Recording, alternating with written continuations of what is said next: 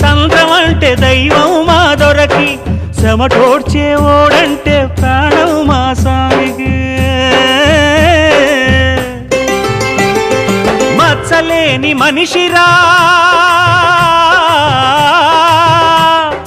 మత్సరమే లేదురా, ఎదురులేని నేతరా చేతికెముకలేని దాతరా, ఎదలో నిలుపుకుంటే ఒదిగిపోవు దేవరా. దండాలయ్య స్వామికి దండలు వెయ్యర స్వామికి, దాసులగాచే స్వామికి దండకాలు.